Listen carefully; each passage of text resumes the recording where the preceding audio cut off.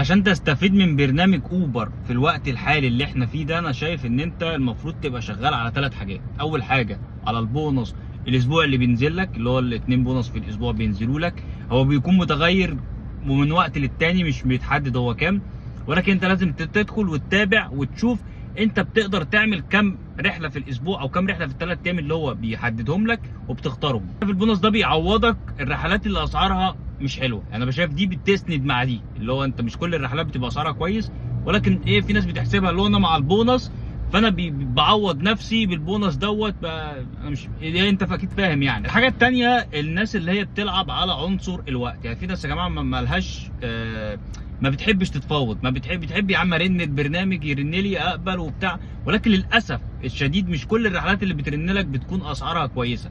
ففي ناس بقى بتقول لك مش مهم، انا بحب ايه، شغال لي 6 ساعات، ال6 ساعات دول افضل اروح اجي فيهم. ما اعرفش هو من وجهه نظره هو كده تمام. انا ما بحبش الطريقه دي بصراحه. اما ان انت تلعب على الريت، يعني انت بتختار مثلا المكان اللي يكون فيه ريت. لا ده اوبر فيه ريت فانا بفتحه علشان طبعا بيديني اسعار مضاعفه. ساعات الريت ده خلي بالك ما بيكونش احسن حاجه، ولكن انت برضو ايه، بتفتح بقى انت وتشوف بقى دي سعرها كويس فاخدها، لا دي سعرها مش حلو اخدها.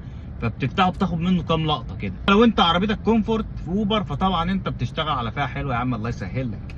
فبتشتغل بقى انت على طبعا عربيتك كومفورت يا سيدي، محدش قدك. فبتفتح بقى الكومفورت بقى ايه، مع ان مش طول الوقت الكومفورت ده بيديك اسعار كويسه. ناس بتبعت لي كومفورت اسعار تموت من الضحك، ولكن برضو ايه، اكيد 100% بيبقى عليه لقطات حلوه، لان انت تقريبا اعلى فئه دي. عندك بقى الاكس ال والحاجات بقى الاس يو في، الحاجات اللي احنا مالناش دعوه بيها دي. بس يا سيدي قول لي بقى انت بتشتغل على اوبر دلوقتي ازاي؟